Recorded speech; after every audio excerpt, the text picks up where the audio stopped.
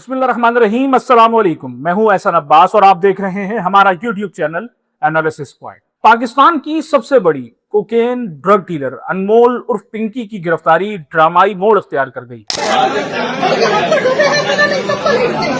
और तहकीकात के नतीजे में एक के बाद एक होशरबा इंकशाफ सामने आ रहा है। अब इन इंकशाफात में मुल्क के नामवर सियासतदानों, अदाकारों, मॉडल्स और अहम शख्सियात के नाम भी सामने आना शुरू हो गए। पिंकी ने अपने ताजा बयान में बहुत से नामवर कस्टमर्स के नाम भी अफशा किए। आज की इस वीडियो में हम अनमोल उर्फ पिंकी गिरफ्तारी केस की नई अपडेट से आगाह करेंगे और आपको बताएंगे कि इस केस से किन किन लोगों के नाम जुड़ चुके हैं, इस केस की हकीकत क्या है, इसके पीछे छुपे असल राज क्या है। वीडियो को आखिर तक जरूर देखें। नाज़रीन, पहले किसी केस में किसी मुजरिम की गिरफ्तारी अमल में आती थी तो एक आध इंकशाफ ही सामने आता था, लेकिन जब से अनमोल और पिंकी की गिरफ्तारी अमल में आई है, हर घंटे के बाद कोई नया इंकशाफ सामने आ जाता है। अब तो अनमोल ने तफ्तीशी कमेटी के आगे अपने ग्राहकों और खरीदारों के नाम भी लेना शुरू कर दिए हैं। इंक्वायरी कमेटी की तहकीकात के मुताबिक इस कोकेन नेटवर्क के तकरीबन 700 से 800 सार्फिन बताए जा रहे हैं, जिसमें सरफहरिस्त शोबिस इंडस्ट्री के बड़े नाम भी शामिल हैं। सबसे पहला नाम मारूफ अदाकार मुनीब भट्ट का सामने आया है, जबकि एक सारा नामी मॉडल भी इस लिस्ट में शामिल है। इस हवाले से मुनीब भट्ट के करीबी जराये का कहना है कि वो उन्हें बहुत करीबी और खानदानी बैकग्राउंड से जानते हैं, किरदार को भी बहुत करीब से देखा हुआ है। वो ऐसा शख्स नहीं है, ना ही पैसे की कमी है कि वो ये गलत धंधा करे, ना शख्सियत से लगता है, और अगर ये सब वो करते तो अपने साथ के लड़कों को भी इस धंधे पर लगा चुके होते, लेकिन ऐसी कोई रिपोर्ट नहीं है। नाजरीन, इसी तरह मुख्तलिफ सहाफती जराये को पुलिस से मिलने वाली तहकीकाती दस्तावेज से मालूम हुआ है कि MQM के MNA इफ्तिखार सादिक और उनकी अहलिया भी पिंकी से राब्ते में थे। यही नहीं, बल्कि वो MNA साहब मैडम के 5 लाख रुपए के मकरूज भी हैं।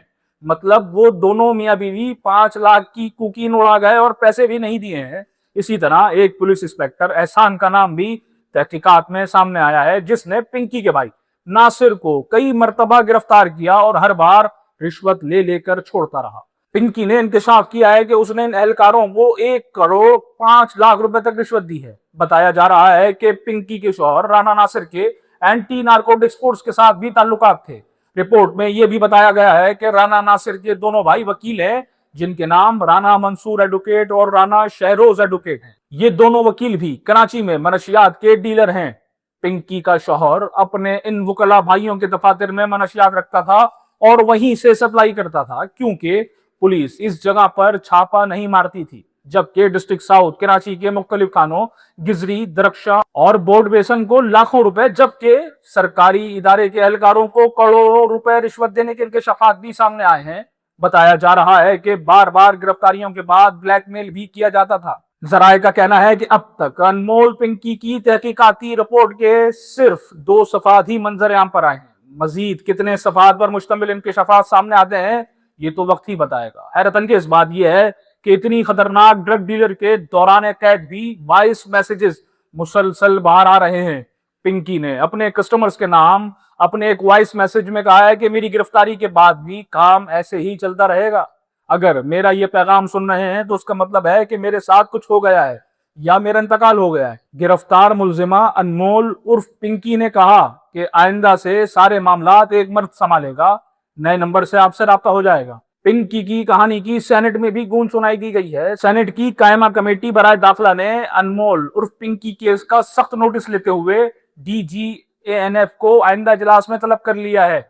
चेयरमैन कायमा कमेटी फैसल सलीम ने इजलास में कहा कि DGANF आकर बताएं कि अनमोल उर्फ पिंकी किस किस को मनशियात सप्लाई कर रही थी, और आया इस केस में जज, ब्यूरोक्रेट या पार्लियामेंटेरियंस का नाम शामिल है। फैसल सलीम ने मजीद कहा कि अगर मेरे पास इख्तियार होता तो मैं उस जज का भी चेकअप करवाने का कहता जिसने अनमोल को जमानत दी। ताजा तरीन इत्तलात के मुताबिक कोकेन क्वीन अनमोल और पिंकी की निशानदही पर कराची की पुलिस ने अबुल हसन इस्फानी रोड के A1 कॉम्प्लेक्स में छापा मारकर भारी मकदार में कोकेन बरामद कर ली है। जराये ने बताया है कि बरामद शुदा मनशियात 45 लाख रुपए से ज्यादा मालियत की है। पुलिस ने मुलजिमा अनमोल और पिंकी के खिलाफ सच्चल थाने में नया मुकदमा नंबर 783/26 दर्ज कर लिया है। ये मुकदमा स्टेशन इन्वेस्टिगेशन ऑफिसर बगदादी नसल खान की मुद्दत में दर्ज किया गया है, जिसमें मुलजिमा के खिलाफ कानूनी कार्रवाई का आगाज हो गया है। FIR के मतन के मुताबिक दौरान तफ्तीश मुलजिमा ने कोकेन की